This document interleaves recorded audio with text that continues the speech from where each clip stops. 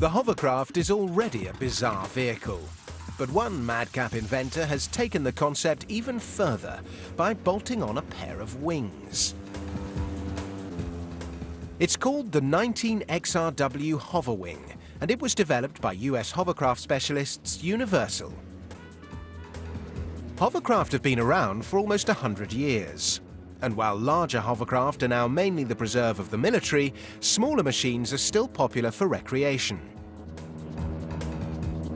Supported by a cushion of air, the hovercraft's unique selling point is its ability to travel equally well over land, water, and ice. The hoverwing uses something called the ground effect to fly. When an aircraft is about one wingspan's length or less over the ground, there is increased lift and decreased drag, so that even low speeds are effective for sustained flying on what pilots often describe as a cushion of air.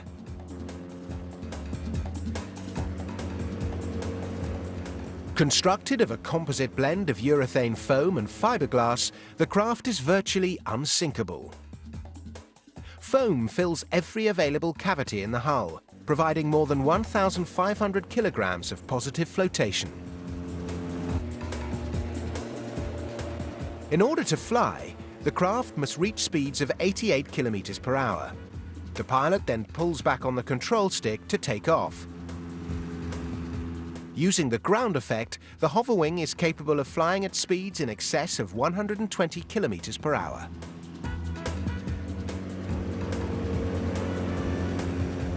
Like its ancestor, the hovercraft, the hoverwing can travel terrain no other vehicle can tackle, and what would generally be considered impassable obstacles for other watercraft, the 19RW can overcome with ease. Whilst the constant cruise altitude is between 1 and 2 meters, the hoverwing can easily jump 7 meters to clear larger hazards. Despite a wingspan of over 6 meters, this craft is still registered as a boat and does not technically require a pilot's license. The wings are detachable and take around 10 minutes to remove. The hoverwing cockpit can be configured in many different ways to accommodate passengers or equipment needs. A joystick controls 3 vertical rudders, 1 horizontal elevator and a twist throttle. And for long journeys, the throttle can be set on cruise control. Dual 34-litre aluminium fuel tanks supply the engine with 87 to 91 octane fuel. Buckle up, say your prayers, and prepare for flight as the hoverwing 19XRW soars to new heights.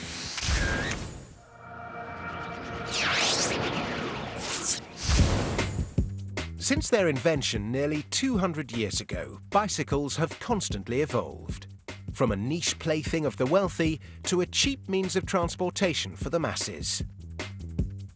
And now, with the advent of the electric bike, cycling is being transformed yet again. To date, over 120 million e-bikes have been sold worldwide. And one of the latest products to hit the market is Sanyo's Eneloop, a 26-inch, 3-speed regenerative pedal assist hybrid electric bicycle. It's aimed at commuters who like cycling, but are perhaps not so keen on tackling steep hills without a helping hand. A hybrid electric bicycle is a combination where you're pedaling, but at the same time the bicycle is assisting you. It's actually a pedal assist hybrid bicycle, which means that as you pedal, it assists your pedaling. If you're not pedaling, the engine doesn't work. The front wheel is actually powered by the engine, and the back wheel is powered by you, which effectively gives it a 2-wheel drive sort of feeling. So as you're going up a hill, when you're using that power-up mode or the auto mode, it will actually assist you at a 1-to-2 ratio. What that means is that every one time you pedal, it's pedaling twice for you in the engine. The 2-wheel drive system is said to add stability to your ride and make wobbling less likely.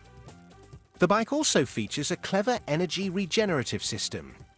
If you're coasting down a hill or braking, the hub will turn into a generator and recharge the batteries, giving up to 20% more power for future use. So this bicycle uses a very large battery pack, lithium-ion battery pack, that basically provides the energy that's necessary to power a 250-watt dynamotor that's on the front. Now, a dynamotor, of course, it can put out energy, but it can also collect energy. And so when you're braking or you are coasting, it can actually turn the engine around and start putting back energy back into the battery pack. Sanyo is proud of the Eneloop's green credentials. Last year it was the winner of the Eco Design and Sustainability Award at CES, receiving plaudits for its clever energy-conserving technology. Think about ways that you can impact the environment in a positive way or be sustainable. One of those ways is definitely in transportation. And Sanyo saw the transportation area as a place that there was a need for something like this. Despite featuring a step-over frame common on women's bikes, the manufacturers see their product as a unisex bike. The reason we think that this will appeal to men is because it's designed, again, for more of a commuter, somebody who's trying to get to the office every day. And if you're wearing a suit, it also has a chain protector on it. So it actually really is designed with the commuter in mind, so that somebody can get on this bike today, even me in my suit, and ride away on it, and it wouldn't cause any problems. The Eneloop's 3 assist modes allow flexibility in the amount of motorized assistance the rider can receive. In full auto mode, electric bike riding becomes smoother, more comfortable and less strenuous, with the Eneloop's 1:2 human power-to-motor assist ratio. And its precisely measured assistance guarantees to never overpower the rider's pedaling efforts. The standard mode does take advantage of some of the regenerative braking capabilities the bike has, but the power-up mode is really for those who just want all the power that this thing can give them all the time. Advanced features include a unique torque-sensing power management controller that automatically adjusts to differences in terrain and assists the rider by providing the precise amount of power to manage hills or rough road.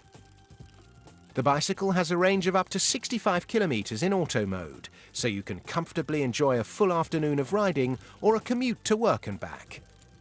Priced at around $1,300, it's not exactly cheap, but if you're starting to feel a bit over the hill, this will certainly make those gradients that little bit easier.